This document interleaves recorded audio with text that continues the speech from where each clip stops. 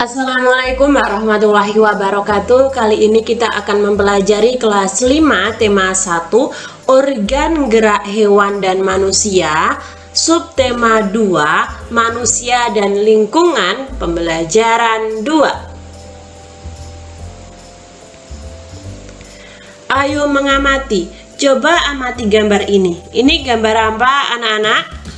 Ya, benar sekali. Ini adalah gambar ada seorang anak-anak yang sedang bermain bola. Lalu ada beberapa pertanyaan pada halaman 63. Kegiatan yang nampak pada gambar di atas adalah anak-anak bermain sepak bola. Kegiatan di atas termasuk permainan yang menggunakan kaki, organ gerak kaki.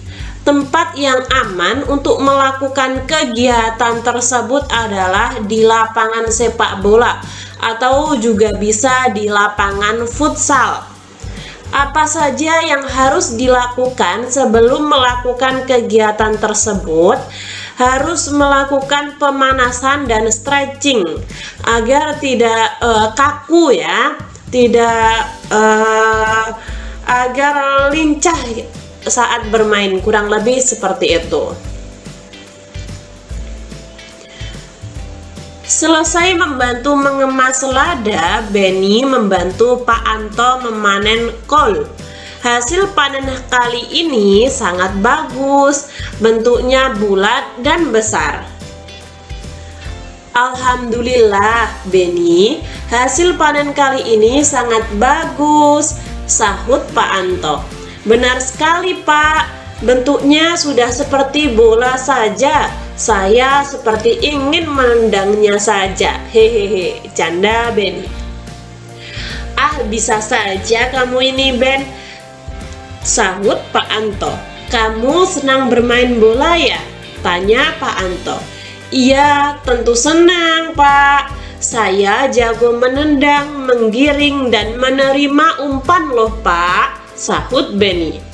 Permainan bola memerlukan banyak gerakan seperti berjalan, berlari, dan menendang, dan juga melempar. Hampir semua bagian tubuh aktif. Tentunya hal ini mengharuskan semua organ gerak dalam tubuh, baik itu otot ataupun tulang, bekerja dengan baik. Coba kalian amati, di sini ada kerangka manusia, ada tengkorak sampai tulang pergelangan kaki. Ayo berlatih. Tubuh manusia, khususnya tangan dan kaki, terdiri atas beberapa tulang. Nah, perhatikan gambar rangka tangan dan kaki berikut ini. Coba kenali dan tunjukkan nama tulang-tulang tersebut menjadi gambar. Nah, seperti ini. Ini ada pada halaman 65 ya. Saya akan bahas yang atas terlebih dahulu. Tulang lengan atas itu ini. Tulang hasta, tulang pengupil, tulang pergelangan tangan, dan tulang telapak tangan. Nah, seperti ini. Kelihatan ya panahnya, jelaskan ya. Setelah itu, nah, bagian kaki manusia, tulang paha itu sebelah sini, tulang kering. Nah, kelihatan ya, betis, tempurung lutut, tulang pergelangan kaki, telapak kaki, tulang jari-jari kaki. Nah, seperti ini. Kelihatan ya panahnya, teman-teman. Ini ada pada halaman 65. Setelah itu, ayo mencoba untuk menambah pemahamanmu tentang organ gerak manusia yang berupa tulang. Buatlah model sederhana rangka manusia dari bahan bubur kertas. Caranya bagaimana? Yang pertama, siapkan alat dan bahan. Yang kedua, buatlah kerangka patung dari kawat kasa. Yang ketiga, potong-potonglah kertas koran menjadi serpihan-serpihan. Rendam serpihan koran-koran ke dalam air. Nah, jadinya seperti ini. Yang kelima, setelah rendaman serpihan koran lembek, angkat dan tumbuklah sampai halus dan campurkan dengan perekat dari pati kanji. Aduklah hingga berbentuk bubur, namun jangan terlalu encer. Yang keenam, tempelkan bubur koran tersebut pada rangka kawat. Nah, akan jadi seperti ini. Keringkan dengan cara diangin-anginkan. Jangan dijemur langsung di bawah terik matahari agar tidak retak. Nah, untuk yang terakhir, warnailah dengan menggunakan cat. Jadinya seperti ini. Bagus bukan? Selamat mencoba. Ayo berdiskusi. Kamu telah mengetahui organ gerak manusia, terutama tulang. Sekarang diskusikan dengan temanmu fungsi dari masing-masing tulang tersebut. Untuk mempermudah pekerjaanmu, kamu bisa mencari buku referensi di perpustakaan sekolah. Nah, di sini ada tulang hasta. Tulang hasta fungsinya membentuk lengan bawah sebagai alat gerak dan menghubungkan lengan atas dengan pergelangan tangan. Lalu tulang atas fungsinya sebagai kawasan melekat otot utama yang menggerakkan pundak dan siku. Tulang pengupil tempat menempelnya otot lengan yang akan menggerakkan tangan, terutama tangan pecahan bawah. Tulang pergelangan tangan sebagai penghubung antara telapak tangan dan tulang lengan bawah. Ini ada pada halaman 68 ya teman-teman. Tulang telapak tangan fungsinya seperti ini. Memberi bentuk tangan, juga menghubungkan tulang jari dengan tulang pangkal tangan. Tulang paha menggerakkan kaki dan letaknya di atas tulang kering dan tulang betis, serta di bawahnya tulang panggul. Tulang kering menyembung lengan, menghubungkan lutut dengan pergelangan kaki. Tulang betis menopang berat badan dan juga untuk mengatur gerak badan ketika berjalan. Tulang pergelangan kaki fungsinya membantu untuk memungkinkan gerak naik turun kaki. Tulang telapak kaki menopang berat badan. Tulang jari-jari kaki membantu badan ketika berjalan, berlari, bangkit. Nah, agar badan tetap seimbang dan tidak terjatuh. Kurang lebih seperti itu fungsi-fungsi dari tulang lengan. Fungsi organ gerak manusia sangat banyak. Hampir semua aktivitas manusia tidak bisa terlepas dari organ gerak. Bukan hanya dalam sepak bola saja. Coba kamu sebutkan aktivitas manusia yang memanfaatkan kerja organ gerak. Ada banyak ya teman-teman. Ini ada pada halaman 69. Ada berlari, menaiki tangga, mengangkat beban, mengayuh sepeda, main lompat tali, dan masih banyak lagi. Di sini saya sebutkan beberapa saja. Ingat, ini ada pada halaman 69. Setelah itu, sekarang ada ayo membaca. Penyandang cacat yang sukses. Sidi lahir dengan kondisi yang memprihatinkan. Dia tak memiliki kedua kaki mulai dari pangkal paha. Boleh dibilang tubuhnya hanya separuh. Sebelum menggunakan kursi roda, dia mengayunkan dua tangan guna menyeret bahunya untuk berjalan. Meski tubuhnya tak sempurna, sejak kecil Sidi tidak pernah mau merepotkan orang lain. Ia selalu berusaha melakukan semua aktivitasnya sendiri. Dia juga tidak mau dipapa atau digendong. Saya tidak mau dikasihani orang, Saya ingin sukses bukan karena orang kasihan kepada saya, tetapi karena kerja keras saya, katanya Lugan. Setelah bertahun-tahun bekerja di Yayasan Suwa Prasidya Purna tetapi tidak menghasilkan materi berarti, Sidi memilih keluar dan mencari pekerjaan lain. Dengan bekal ijazah diplomanya, dia diterima di sebuah perusahaan kontraktor sebagai staf personalia. Tapi belum lama dia bekerja, krisis moneter tahun 1998 menghantam dan perusahaannya terpaksa tertutup. Maka dimulailah periode Sidi menjadi pengangguran. Tetapi dia tak mau lama-lama menganggur. Sidi mulai mengikuti berbagai kursus keterampilan yang diadakan oleh Pemda DKI bagi penyandang cacat. Salah satu kursus yang memikat perhatian Sidi ialah kursus membuat kerupuk dari singkong. Modalnya ketika itu sumbangan dari Pemda DKI sebesar 1 juta rupiah. Bersama istrinya, Sidi kemudian memulai usaha membuat kerupuk dari singkong.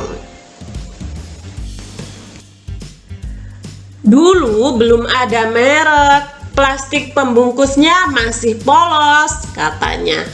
Pada awal produksi, dia memproduksi sekitar 100 bungkus kerupuk berukuran 2 ons dari bahan baku singkong sebanyak 10 kg. Namanya juga pertama, kerupuk dagangan saya baru habis setelah sebulan lebih, katanya mengenang. Namun kini dari hanya mengolah 10 kg singkong, Sidi mengolah sedikitnya 50 hingga 100 kg singkong setiap bulannya. Dia juga sudah memiliki merek lengkap dengan cap di bungkus produknya. Saya beri nama merek cap gurame. Ini sama sekali tidak ada hubungannya dengan ikan gurame, tetapi gurame adalah singkatan dari gurih, renyah, enak, katanya tersenyum. Kalau nanti ada uang lebih, merek ini saya mau patenkan, tambahnya.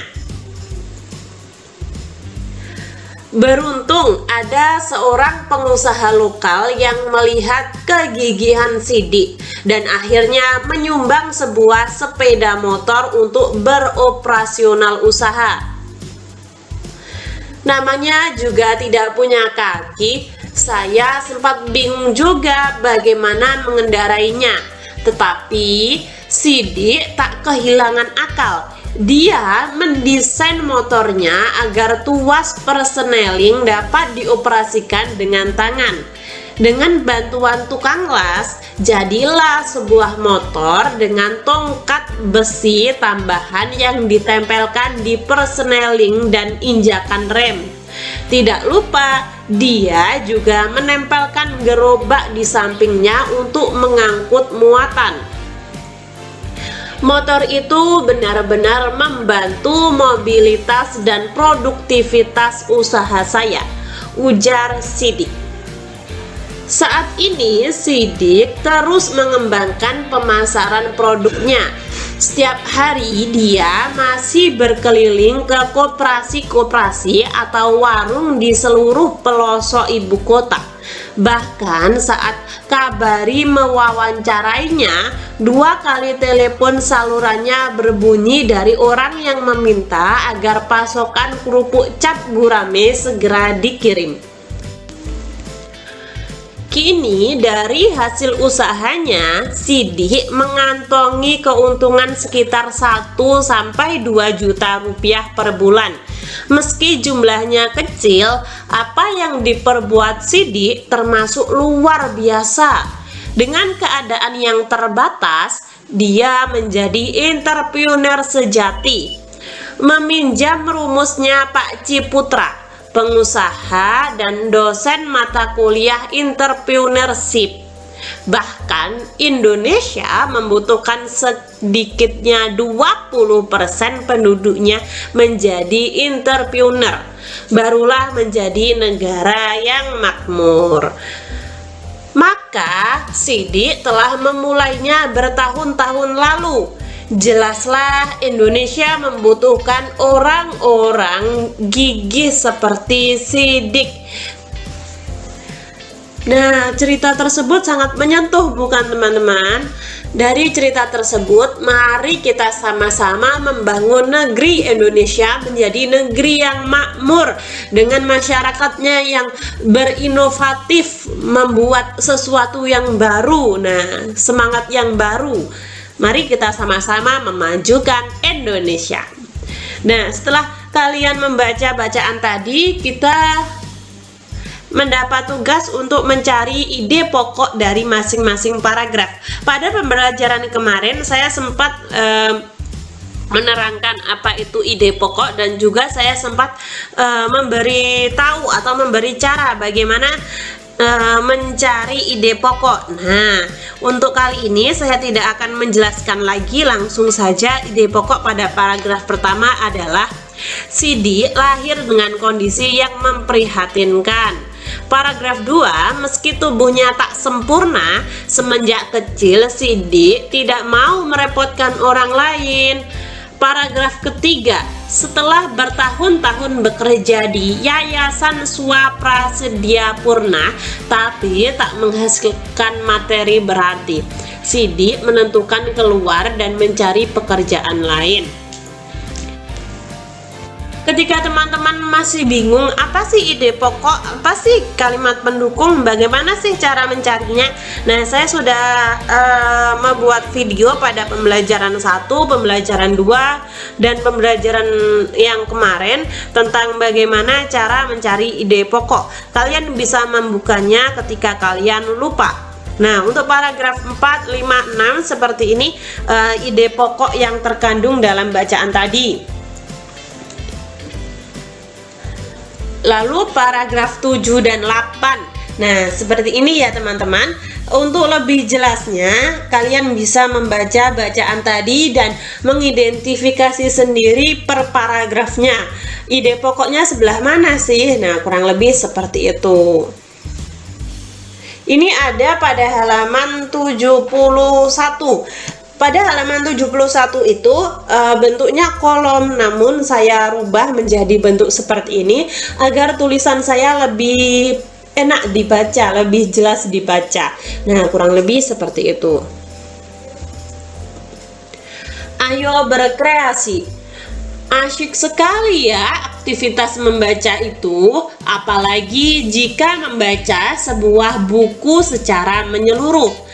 Pada saat membaca buku, sebenarnya isi dari sebuah buku sudah dapat kita terka atau prediksi sebelumnya dengan melihat sampul atau cover buku tersebut. Karena memang sampul cover buku merupakan bagian buku yang berupa gambar ilustrasi yang bisa mewakili isi buku. Cover atau sampul buku merupakan cerminan dari keseluruhan isi buku. Cover atau sampul merupakan bagian terluar dari buku yang terdiri atas dua sisi, yakni depan dan belakang.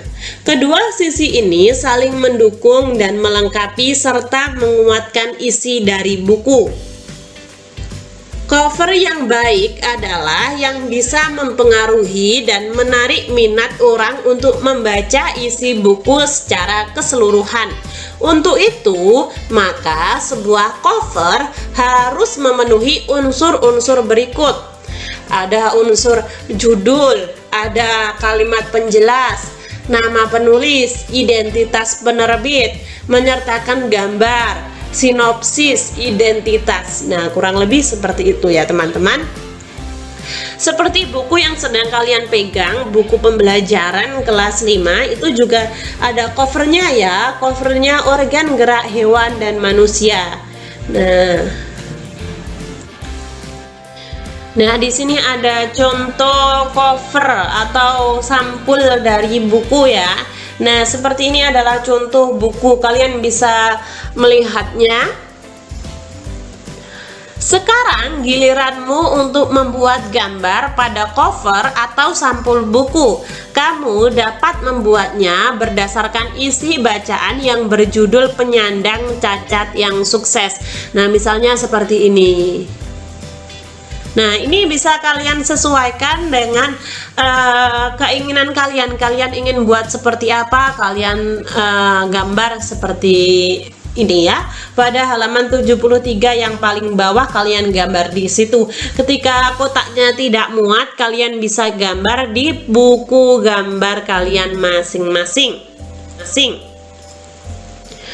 Setelah kalian menggambar, ceritakan dan tunjukkan gambaran kalian kepada guru. Nah, jangan lupa meminta masukan atau pendapat dari guru dan teman-teman kalian. Tuliskan pendapat dari teman-teman atau guru kalian dalam kolom berikut ini ya. Jadi kalian tulis pendapat, masukan ataupun kritikan dari guru dan teman-teman kalian dalam kolom ini ya. Ini ada pada halaman 74 yang atas. Nah, ketika kalian belum membuat cover atau sampul, kalian tidak bisa mengisi kotak ini ya. Jadi selamat membuat cover atau sampul. Ini kotak ini kalian sesuaikan dengan pendapat yang kalian terima ya.